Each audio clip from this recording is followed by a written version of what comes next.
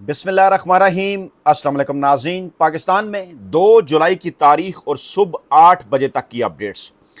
मरियम नवाज साहबा की क्योंकि ज़मीनी मुलाकातें, खुफिया ज़मीनी मुलाकातें अक्सर औकात रिपोर्ट हो जाया करती थी, इसलिए उन्होंने आसमानी मुलाकातें करने का फ़ैसला किया। और आसमानी मुलाकातें करने के लिए जहाज़ ख़रीदना ज़रूरी था, क्योंकि जहाज़ ना हो तो आप आसमान पर मुलाकात नहीं कर सकते। है ना अजीबो गरीब दावा। इस दावे की हकीकत भी आपके सामने रखते हैं कि मरियम नवाज साहबा का जहाज़ आखिरकार किस किस्म की खुफिया मुलाकातों और किस किस्म की खुफिया कार्रवाइयों के लिए इस्तेमाल होता रहा।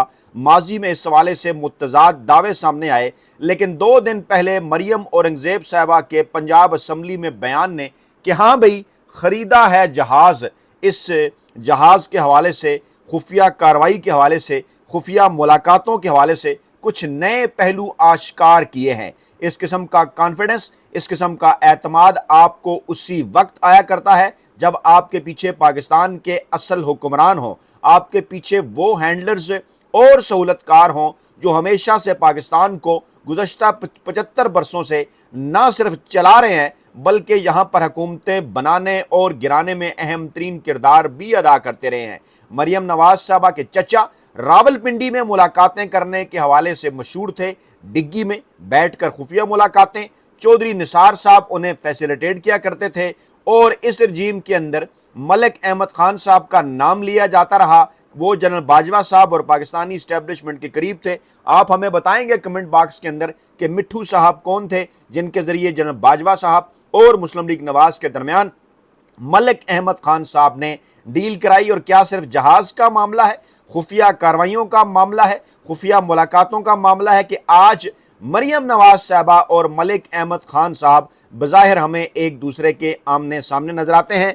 इस पर बात करेंगे। दूसरी बड़ी खबर है जनाब अमरीकी सदर डोनाल्ड ट्रंप के हवाले से, जिन्होंने 1 साल के अंदर $2 अरब कमा लिए हैं। इन $2 अरब कमाने का क्या कोई बिल वास्ता ताल्लुक पाकिस्तान के रवायती सियासी माफिया के साथ भी है? यह खबर मैं मरियम नवाज साहबा के जहाज़ के साथ क्यों डिस्कस कर रहा हूँ, जब मैं इसे ओपन करूँगा, जब खोलूँगा, तफसीलात आपके सामने रखूँगा, तो आपको अच्छे से इस मामले का भी आइडिया हो पाएगा कि कैसे और क्यों कर अमरीकी सदर डोनाल्ड ट्रंप साहब ने ये डॉलर कमाए और क्यों कर वो ये चाहते हैं कि पाकिस्तान में यही रवायती सियासी माफिया इक़्तिदार में रहे। और इमरान खान साहब ने जब उनसे मुलाकात की थी, आपको याद होगा जब इमरान खान साहब ने अमेरिका दौरा किया तो वहाँ डोनाल्ड ट्रंप साहब ने क्या चीज़ नोट की थी इमरान खान साहब का कॉन्फिडेंस देखकर, और उसके बाद उन्होंने क्या फ़ैसला किया था, इस पर भी रोशनी डालते हैं। और तीसरी बड़ी खबर, भारत और पाकिस्तान में तकरीबन 117 अहम तरीन शख्सियात ने शहबाज शरीफ साहब और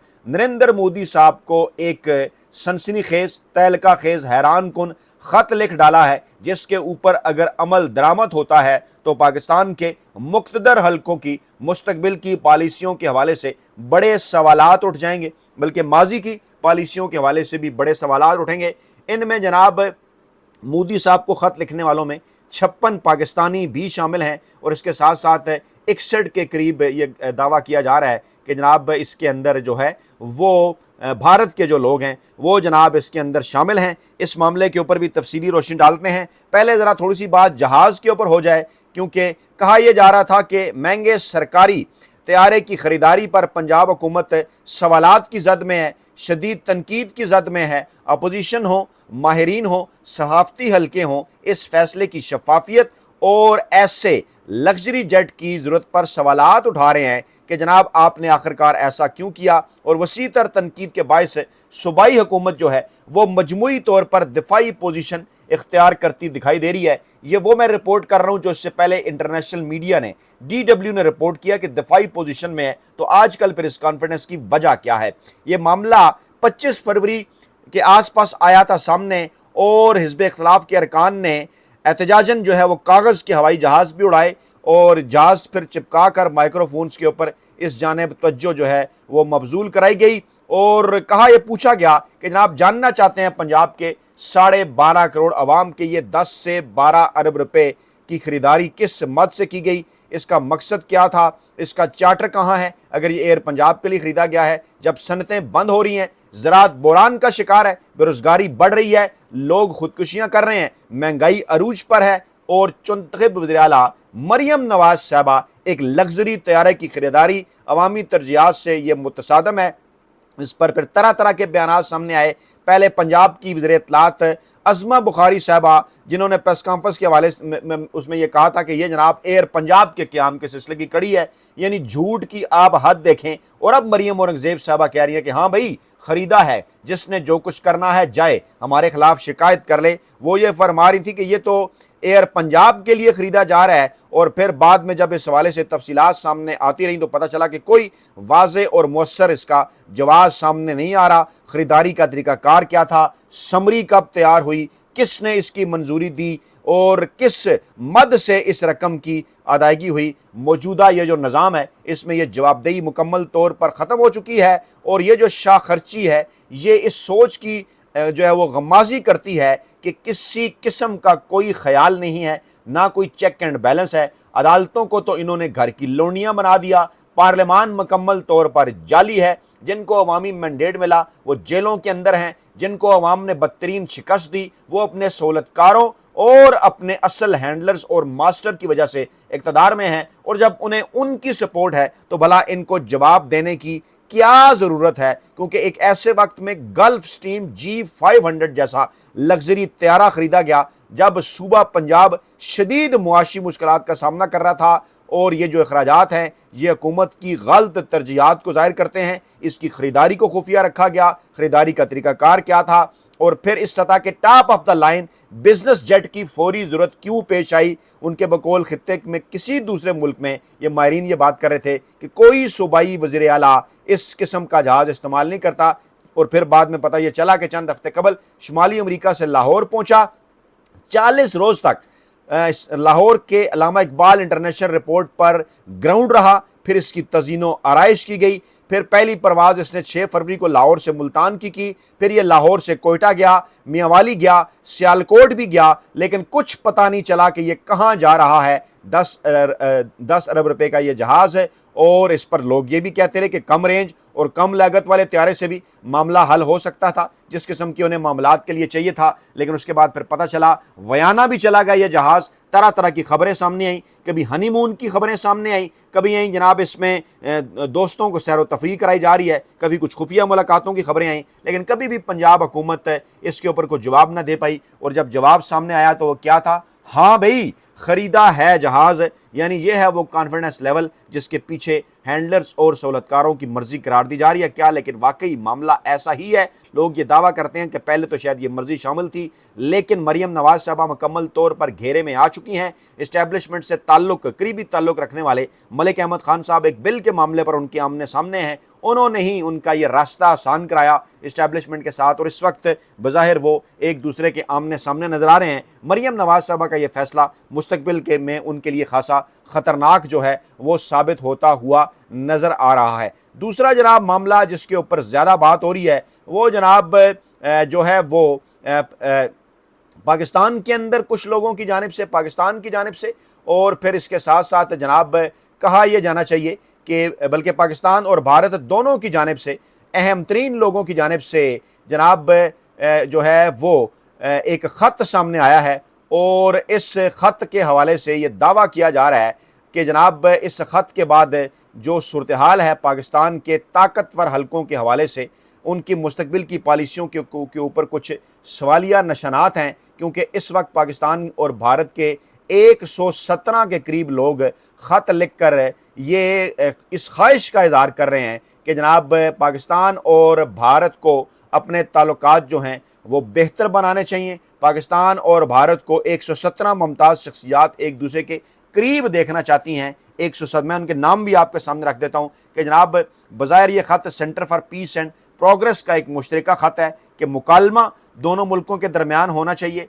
अच्छा, अब फिर कुछ सवालात पैदा होते हैं कि जनाब बजट तकरीबन जो है वो इसमें अगर पेंशन भी शामिल कर ली जाए तो 20-21% के आसपास कुल बजट का पहुंच गया, और ये सारे मामलात हो गए, और फिर वो जंग भी हो गई जनाब, जिसके बाद फिर इस बजट में इजाफा भी हो गया, और अब एक अमन की बात की जा रही है। और इसमें फ़ारूक अब्दुल्ला साहब हैं, मनोज झा साहब हैं, जहांगीर काजी हैं, खुर्शीद कसूरी हैं, परवेज़ हूद भाई हैं, और वो अमन मुहिम में पेश हैं। सफारती ताल्लुकात मामूल पर लाए जाएँ, हाई कमिश्नर की तैनाती बहाल की जाए, वीज़ा सर्विसेज का इजरा पर उन्होंने जोर दिया है, फ़ज़ाई हदूद और कमर्शियल परवाज़ों की जो बहाली है और जो दीगर एतमाद साजी के इकदाम हैं वो जनाब फौरी तौर पर किए जाएँ। 100 से ज़ायद लोग इस माहौल के अंदर, इस वक्त के अंदर, टाइमिंग बड़ी अहम है, नरेंद्र मोदी और शहबाज शरीफ से ये अपील कर रहे हैं कि दोनों ममालिक के दरमियान अमन, मुकालमा और मामूल के दो तरफ़ा ताल्लुकात की बहाली के लिए ठोस और मुस्तकिल इकदाम किए जाएँ।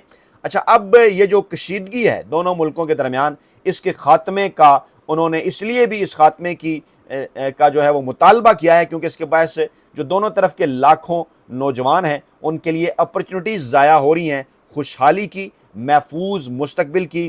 तकरीबन जो वो जिसे कहा जाना चाहिए कि 1/5 ऑफ द पॉपुलेशन है पाकिस्तान और इंडिया की, पूरी दुनिया की, यानी कि 5वां हिस्सा पाकिस्तान और इंडिया के अंदर रहता है। इतनी बड़ी आबादी है और दोनों जगह नौजवानों की बहुत बड़ी तादाद है और वो बेशुमार काम जो कि पाकिस्तान और भारत के दरमियान अगर ताल्लुकात नॉर्मलाइज हो जाएं तो यहाँ के जवान नौजवान इसका फ़ायदा उठा सकते हैं। अब इसको कहा जाना चाहिए कि ये बेसिकली इमरान खान साहब के मौक़िफ़ की जीत है। आप सियासत में आने से पहले इमरान खान साहब के बयानात देख लें, भारत के हवाले से उनकी पॉलिसी देख लें और बार बार वो ये बात करते रहे कि भारत के साथ दोस्ताना ताल्लुकात होने चाहिए। एक सवाल उनसे पूछा गया कि अगर इस्टेब्लिशमेंट ने आपकी बात ना मानी तो उन्होंने फिर क्या कहा? उन्होंने कहा कि जो मुल्क का मुंतखब वज़ीर-ए-आज़म है वो फैसला करेगा, अगर वो बात नहीं मानेगा तो फिर उसे घर जाना होगा। ये ख्यालात इमरान खान साहब के उस वक्त भी थे, बाद में भी थे, आज भी हैं। इमरान खान साहब दोनों मुल्कों के दरमियान अमन चाहते हैं, लेकिन सवाल ये पैदा होता है कि इस वक्त की जो टाइमिंग है इसके पीछे क्या